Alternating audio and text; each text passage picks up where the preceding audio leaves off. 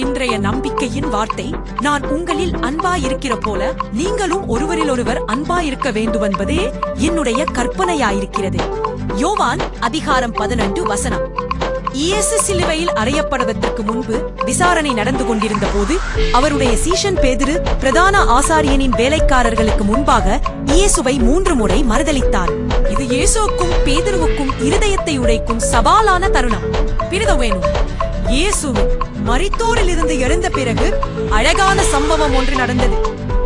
இயேசுவிடம் பக்தியாயிருந்த பெண்கள் இயேசுவின் கல்லறைக்கு வாசனை திரவியங்களால் சுகந்தவர்க்கமிடும்படி வந்தனர். உள்ளே ஒரு தேவதூதன் இயேசு உயிர்த்தெழுந்தார் என்று அவர்களுக்கு அறிவித்தான். தூதன் சீஷர்களுக்கு ஒரு விசேஷ செய்தியை வைத்திருந்தான். மேலும் அவர் பேதுருவை அதில் தனியாக குறிப்பிட்டு, நீங்கள் அவருடைய சீஷரிடத்திற்கும் பேதுருவின் பாயரிடத்திற்கும் போய் நீங்கள் அவருடைய சீஷர்களுக்கு போகலான பேதுருவின் இடத்திற்கும் போய் அவர்களுக்கு சொன்னுங்கள். பேதுரு 3 முறை இயேசுவை மறுதலித்தது போலவே அவர் பேதுருவிடம், என்னை நேசிக்கிறாயா என்று 3 முறை கேட்டார். பேதுரு இயேசுவை மற்றவர்களுக்கு முன்பாக மறுதலித்தான் என்பதற்காக இயேசு பேதுருவை கைவிடவில்லை. இந்த கதை அன்பு மற்றும் மன்னிப்பின் முக்கியத்துவத்தை பற்றி நமக்கு கற்பிக்கிறது.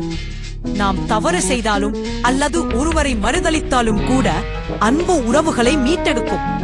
இயேசு பேதுருவை மன்னித்து அவருக்கு 2வது வாய்ப்பு கொடுத்தது போல் நாமும் இயேசுவின் அன்பை மற்றவர்களுக்கு காட்ட வேண்டும். தனிப்பட்ட பிரதிபலிப்புக்கான கேள்விகள். 1. உங்கள் வாழ்க்கையில் நீங்கள் தவறுகளை செய்யும் போது மன்னிப்பு மற்றும் அன்பை அனுபவித்திருக்கிறீர்களா? 2. இயேசுவின் மீது உங்கள் அன்பின் ஆழம் எவ்வாறு இருக்கிறது? அது உங்கள் செயல்களில் எவ்வாறு வெளிப்படுகிறது? ஜெபம்.